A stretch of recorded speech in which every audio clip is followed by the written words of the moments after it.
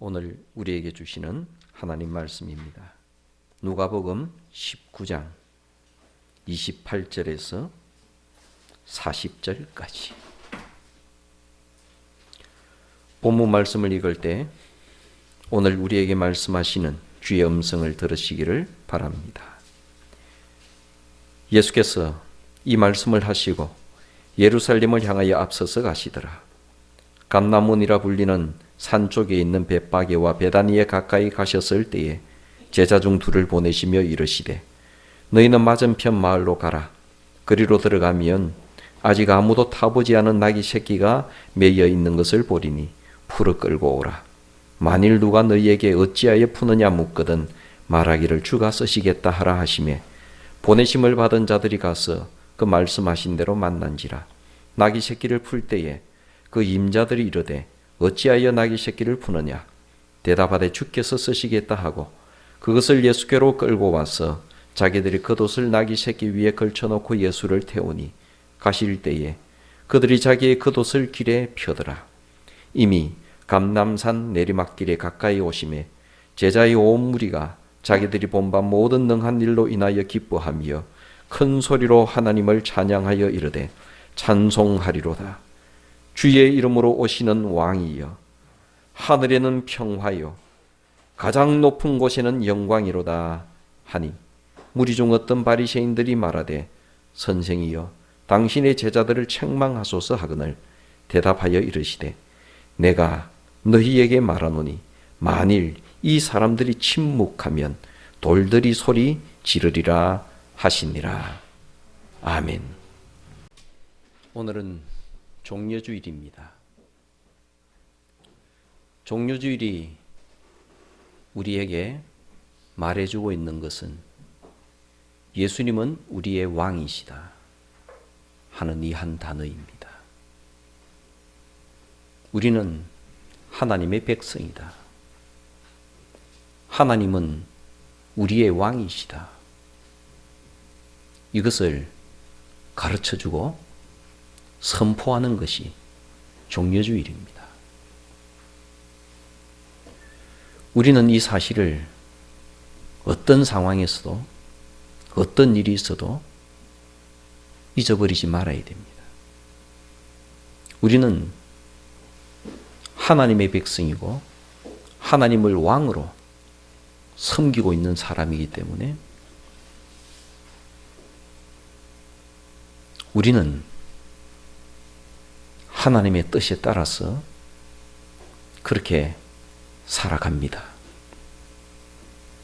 우리는 이 세상에 있는 정치 지도자들을 그들을 지지하고 때로는 그들을 반대하기도 하지만 우리는 그들을 지지할지언정 그들을 추종하지는 않습니다. 그들의 추종자가 되어서 맹목적으로 어떤 경우에도 우리는 그들을 추종한다. 우리는 어떤 사람의 추종자가 될 수가 없습니다. 지지하나 비판하면서 눈을 부릅뜨고 그들을 지켜보고 살펴보는 것입니다. 그래서 때때로는 지지하다가 때로는 비판하고 때로는 지지하지도 않고 다른 누군가를 지지하는 것입니다. 그러나 우리는 하나님을 따릅니다. 우리는 하나님을 추종합니다. 우리는 우리의 무릎을 하나님께로 꿇습니다. 그리고 하나님의 인도하심에 절대적으로 순종하면서 우리는 우리의 길을 걸어갑니다. 이것이 이 땅에서 그리스도인들의 삶입니다. 하나님께서 이 땅을 다스리십니다. 하나님은 만왕의 왕이십니다.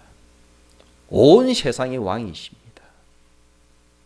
그러나 이 땅에서 하나님께 정치를 분여받은 사람들 중에 어떤 사람들은 하나님의 뜻을 받들지 않고 정치하는 사람들도 있습니다. 자기 자신의 이익과 자기 자신의 욕망에 따라서 다른 사람을 억압하면서 자신의 부를 축적하는 사람들이 있습니다. 우리는 그들을 지지하지 않습니다. 오늘 여러분들께서 미얀마의 고통을 보시면서 많이 가슴 아파하고 기도하면서 오늘날들을 지내고 계시는 줄로 압니다. 엄청난 고통, 그 고통이 이 지구상에 있습니다. 다수의 사람들이 자기들의 이익을 위해서 소수의 사람을 인종 청소하는, 그로 인해서 고통당하고 있는 그런 나라를, 그 현실을 여러분들은 보고 듣고 있습니다. 수많은 사람들이 이 독재에 대해서 저항하다가 셀 수도 없는 사람들이 목숨을 잃어버리는 그런 고통을 여러분들은 알고 있습니다.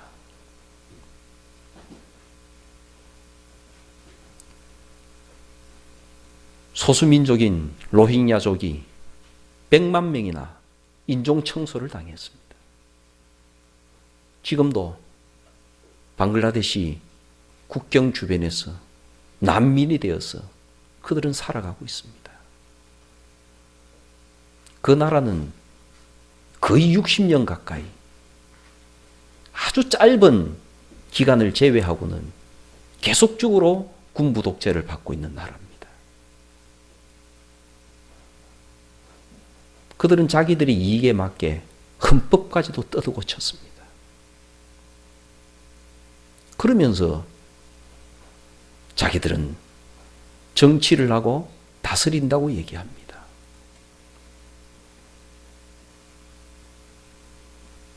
누구든지 이 세상에서 정치를 하는 사람들은 만왕의 왕이신 하나님의 통치 방법을 배워야 합니다. 그렇지 않으면 고통밖에 없습니다.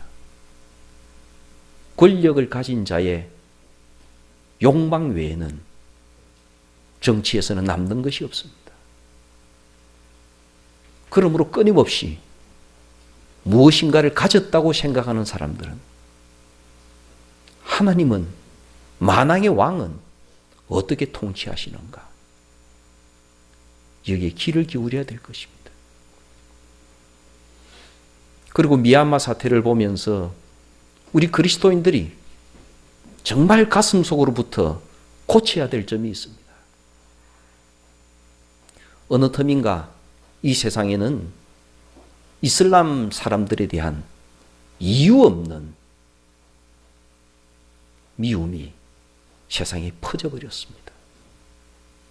미얀마의 로힝야족들은 이슬람을 믿는 사람들입니다. 버마족들은 거의 대부분이 불교를, 그 가운데는 7% 정도 기독교인도 있습니다. 소수민족으로 인종청소를 당하는 그들은 이슬람교들입니다. 만약에 이슬람교를 인종청소하는 것이 하나님의 뜻이라면 아마 예수님께서도 사마리아 사람들을 인종청소하는데 유대인들과 동조를 하셨을 겁니다. 그러나 만왕의 왕께서는 로마인도 품으시고 헬라인도 품으시고 사마리아인도 품으시고 유대인도 품으셨습니다. 그들은 아버지의 집을 떠난 탕자들입니다. 그럼에도 불구하고 그들은 여전히 하나님의 자녀들입니다. 돌아오기를 기다리고 계시지만 하나님의 백성들이 일어나서 그들을 인종 청소하기를 바라고 계시지는 않습니다. 이 땅에 있는 고통을 위하여 기도하시기를 바랍니다. 주님께서 만왕의 왕이십니다. 우리의 만왕의 왕이신 주님께서 예루살렘으로 들어가십니다. 나귀를 타고 들어가십니다. 나귀 새끼를 타고 예루살렘으로 들어가십니다. 그것도 빌려서 타셨습니다. 주인에게 다 쓰고 난 뒤에 돌려보내주겠다 약속을 하고 나귀 새끼를 빌려서 타셨습니다. 이 나귀 새끼는 당시 유대인들의 대표적인 교통수단입니다. 산악지대에 적합한. 과거의 왕들은 나귀를 타는 것보다도 노새를 주로 타고 다녔습니다. 그리고 군인들은 주로 말을 타고 다녔습니다. 오늘날 주님께서는 누구든지 보편적으로 사람들이 타고 다니는 그런 자동차를 타고 예루살렘으로 들어가신 것과 꼭 같습니다. 그것도 주님 소유의 차가 아니라 빌린 차입니다. 그 빌린 차를 타고 예루살렘으로 들어가시고 일이 다 끝나고 난 뒤에 돌려주신 그런 장면입니다. 우리의 왕께서는 사람들을 그렇게 대하시고 본인 스스로는 그렇게 살아가셨습니다. 주님을 따르는 많은 사람들이 어떻게 살아야 될 것인가를 말씀해 주시는 겁니다. 어떻게 살아야 할 것인가? 우리의 왕께서는 나귀 새끼를 빌려서 타고 가셨는데, 특별히 이 장면은 종교 지도자들이 눈여겨봐야 될 장면입니다.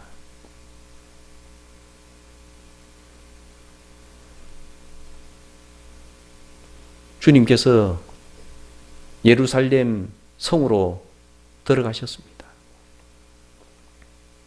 사람들은 주님께서 예루살렘으로 들어가시는 장면을 보고 그들의 소망을 노래했습니다. 그들은 이렇게 외쳤습니다.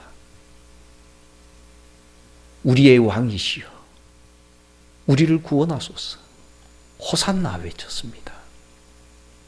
이 호산나라는 이 말은 기도 내용입니다. 우리를 구원하소서. 호산나를 주로 불렀던 때가 초막절이었습니다. 초막절이 되면 사람들은 제단을 돌면서 시들어져가는 버드나무를 바라보면서 주여, 우리가 이 버드나무처럼 시들어 가오니 우리를 구원하여 주소서. 그들은 호산나를 외쳤습니다. 주여, 고난과 고통에 있는 우리를 구원하여 주소서. 주여, 다른 나라의 압제에 있는 우리나라를 구원하여 주소서. 가정의 고통과 나라의 고통과 개인의 고통을 안고 그들은 호산나를 외쳤습니다. 그리고 그들은 예수님께서 예루살렘으로 가실 때 자기의 겉옷을 벗었습니다. 겉옷을 벗어서 나귀 새끼 위에 깔고 겉옷을 벗어서 길에다가 피웠습니다. 이 겉옷은 자기 개인의 모든 권위를 표현하는 것입니다. 내가 누구에게 내 겉옷을 벗어서 준다.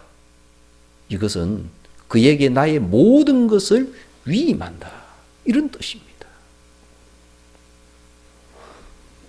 요나단이 다윗과 헤어지게 될 때에 요나단은 하나님의 뜻을 알고 자기의 겉옷을 벗어서 다윗에게 넘겨주었습니다.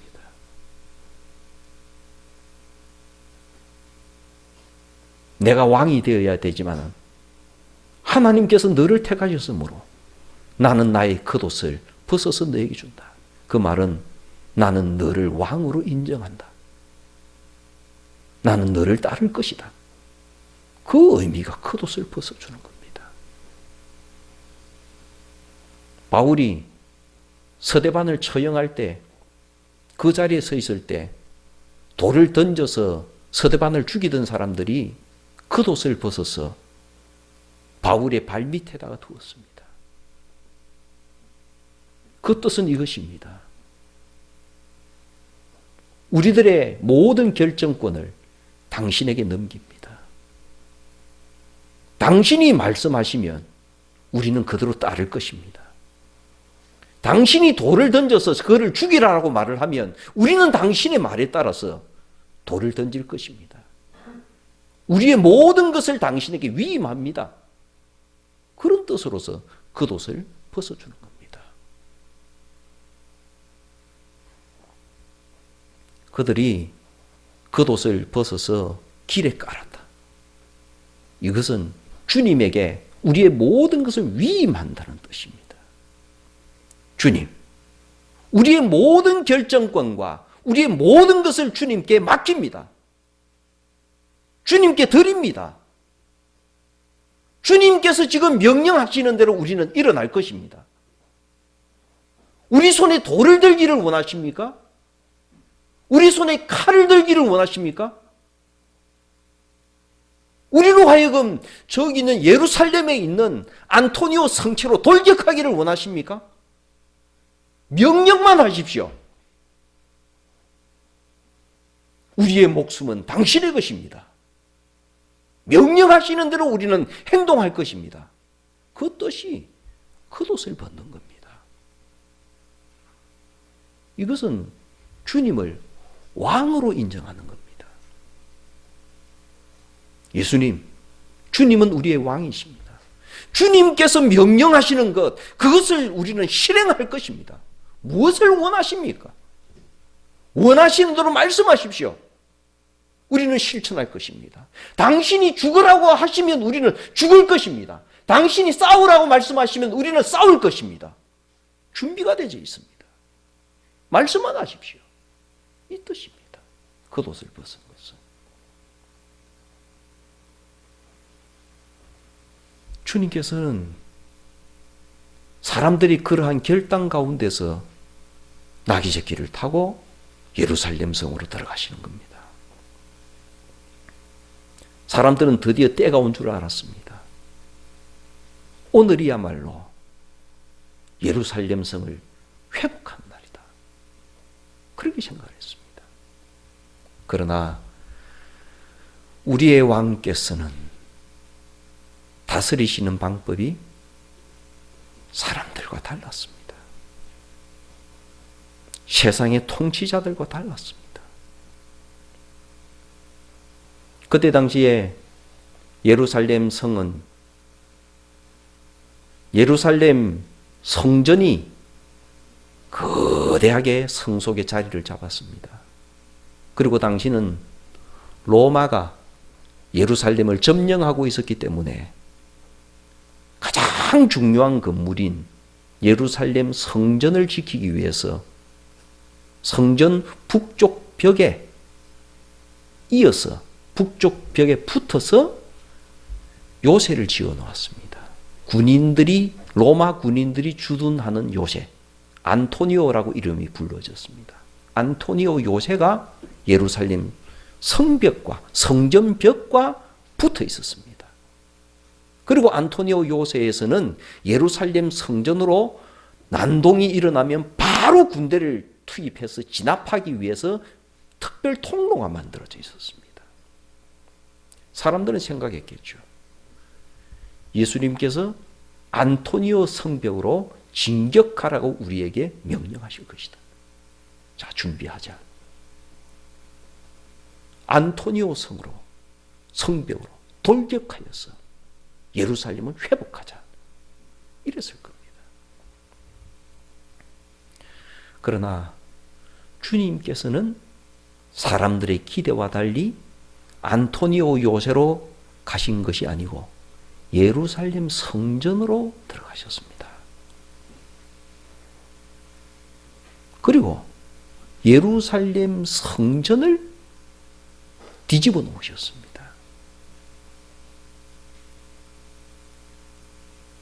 예루살렘 성전을 뒤집어 놓으신 거예요. 어떤 일을 하셨습니까? 거기에서 돈 바꾸는 사람들의 그것을 뒤집어 엎으시고, 비둘기 파는 자들, 이런 사람들의 그 모든 것을 뒤집어 엎으셨습니다. 그리고 이 하나님의 집은 만민이 기도하는 집이라 그렇게 말씀하셨습니다. 예수님께서는 예루살렘 성전에서 행하고 있던 제사 제도를 뒤집어 엎으신 게 아닙니다. 제사 드리지 마라. 그리고 이 성전 자체가 의미가 없다. 그렇게 말씀하신 거 아닙니다. 왜 제대로 안 하느냐? 왜 하나님의 뜻대로 똑바로 안 하느냐? 그렇게 말씀하시는 겁니다. 왜 성전을 가지고 너희들이 욕망을 채우느냐? 이 성전에서는 하나님께 예배를 드려야지. 왜 예배보다도 너희들이 욕심을 채우느냐?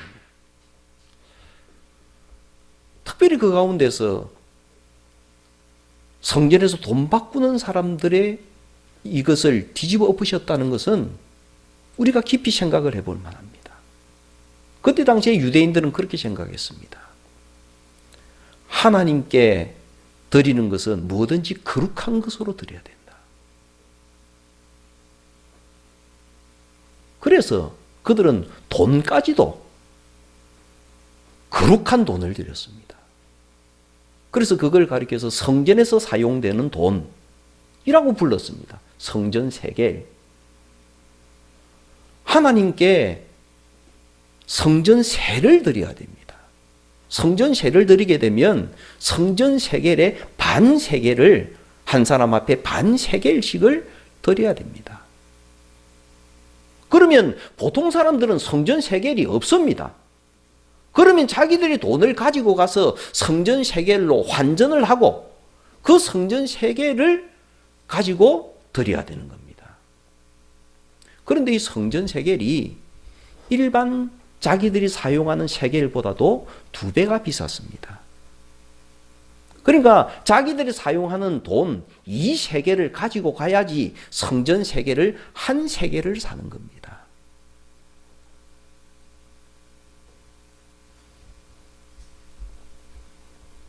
그래서 자기들은 2세겔을 가지고 가서 이렇게 돈을 내면 그들은 1세겔을 줍니다. 그럼 이 1세겔을 가지고 다시 성전세를 내기 위해서 주게 되면 우리 계산으로는 반세겔이 남잖아요. 그럼 반세겔은 일반 사람들이 사용하는 1세겔이잖아요. 그럼 1세겔을 돌려줘야 되는데 돌려주는 돈을 얼마나 주는가 하면 반세겔을 돌려줍니다. 그러니까 50%의 돈을 착복하는 거예요. 누가 그랬습니까? 대제사장 가문이 그랬습니다. 종교 지도자들이.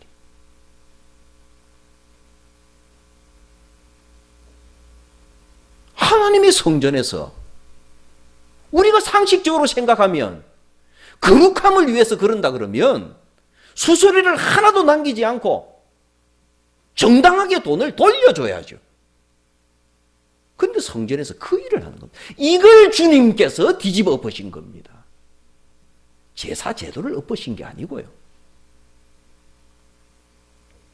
어째서 이런 일이 하나님의 성전에서 일어나느냐?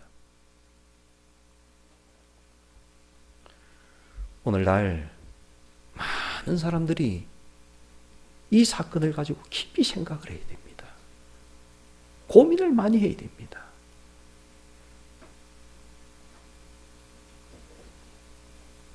그리고 주님께서는 그곳을 떠나서 주님께서 가셔야 될 길로 걸어가셨습니다. 우리는 그 길이 어떤 길인지 알고 있습니다. 그 길이 고난의 길이었습니다. 우리는 그 길을 가리켜서 고난주간이라고 부릅니다. 이 예루살렘 성전에서 주님께서 나오시고 난 이후에 고난의 길을 걸어가셨습니다. 우리는 여러 가지를 생각합니다. 왜 우리의 만왕의 왕께서 사람들의 직접적인 외침, 사람들이 외친 것은 뭡니까? 정치적 행동이었습니다. 예수님에게 정치적 행동을 바란 겁니다. 왜 주님께서 그런 방법으로 하지 아니하셨을까? 예수님께서 예수님을 신문하는 사람에게 그렇게 말씀하셨습니다. 너가 유대인의 왕이냐? 그렇게 물을 때 주님께서 말씀하셨습니다. 내 나라는 이 땅에 속한 것이 아니다.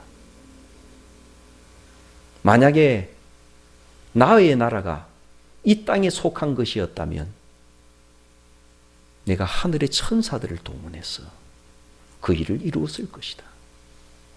그렇게 말씀하십니다. 우리는 여기에서 하나님의 통치 방법을 봅니다. 하나님께서는 전 세계의 왕이십니다. 만왕의 왕이십니다. 만주의 주이십니다. 그러나 하나님의 통치 방법은 세상의 통치 방법과 다릅니다. 이것을 이해하지 못해서 많은 사람들이 그리스도의 이름으로 정치적 행동을 했습니다. 얼마나 많은 사람들을 그리스도의 이름으로 박해를 했는지 모릅니다. 십자군을 일으켜서 이슬람을 직접 공격을 합니다. 요즘도 심지어 어떤 사람들은 어떤 나라가 이슬람을 믿는 어떤 나라를 향해서 악의 축이라고 말을 하면서 박해를 할 때 어떤 사람들은 기도를 합니다. 하나님, 저 하나님을 믿는 나라가 이기게 해 주시옵소서. 저 이슬람을 믿는 나라가 다시는 큰 소리 못 치게 해 주시옵소서. 그렇게 기도하는 사람도 있습니다. 그러나 우리 주님은, 만왕의 왕이신 우리 주님은 그런 방법으로 통치하지 아니하십니다.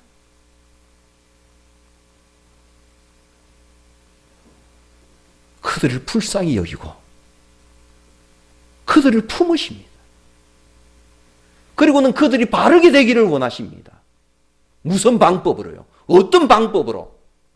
지금 현재 하나님을 믿고 있는 사람들이 바르게 하나님의 통치에 순종하는 방법으로 그 일을 이루기를 원하십니다.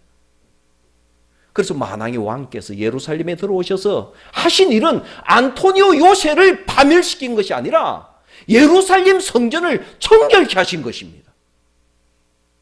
예루살렘 성전을 청결케 하심으로 대제사장을 비롯한 하나님을 믿는 백성들이 바르게 하나님을 믿게 하심으로 그들을 통하여서 세상을 변화시키시는 겁니다. 그들을 통하여서 하나님의 뜻을 이루시는 방법을 하시는 겁니다.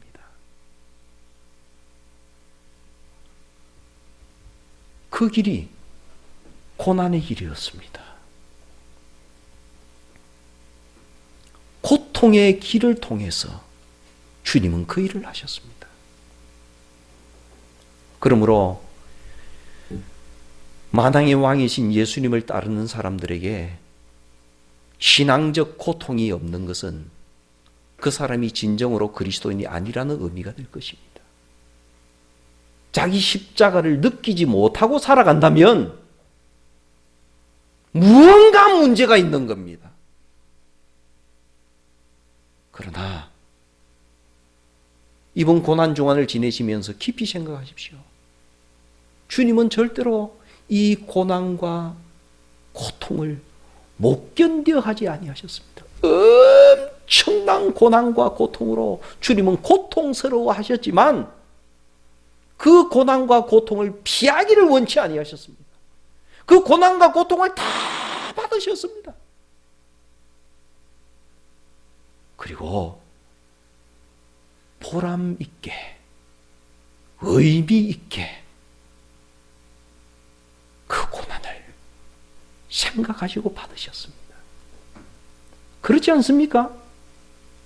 고난과 고통이 힘이 듭니다. 그러나 고난과 고통보다도 더 힘든 것이 뭡니까? 내가 당하고 있는 고난과 고통의 의미를 알지 못할 때, 이 고난과 고통이 어떤 의미가 없을 때, 고난과 고통이 어떤 보람이 없을 때, 그때가 가장 힘이 드는 것입니다. 내가 엄청난 고난과 고통을 받는다 할지라도 내가 당하고 있는 고난과 고통의 의미를 안다면 즐거운 마음으로 고난과 고통을 받습니다. 그렇지 않습니까? 여러 부모님들 생각을 해보십시오. 회사에 가서 엄청난 힘들고 내 삶에서 엄청나게 힘든 일이 있어도 고난을 당해도 고통을 당해도 내가 그렇게 함으로 내 자녀들이 성장할 수 있다. 이렇게 생각되면 그 고난과 고통은 의미가 있는 겁니다. 참습니다. 견딥니다. 왜 못 참습니까? 참지. 그러나 내가 당하고 있는 고난과 고통이 의미가 없을 때에는 너무너무 힘든 겁니다. 우리 만왕의 왕이신 주님께서는 고난 중간 엄청난 고통을 당하십니다. 그러나 주님께 그 고난과 고통은 너무나도 의미가 있는 일이었습니다. 보람 있는 고난, 의미가 있는 고통. 누구를 위해서요? 여러분들을 위해서요.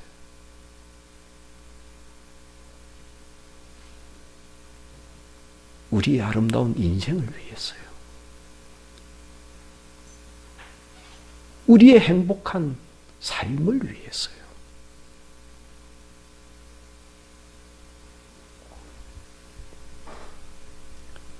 그 길이 주님의 길이었습니다. 이번 한 주간도 우리의 왕이신 주님께서 걸어가신 그 길을 묵상하며 우리도 주님의 고난을 생각하며 한 주간을 살아가십시다.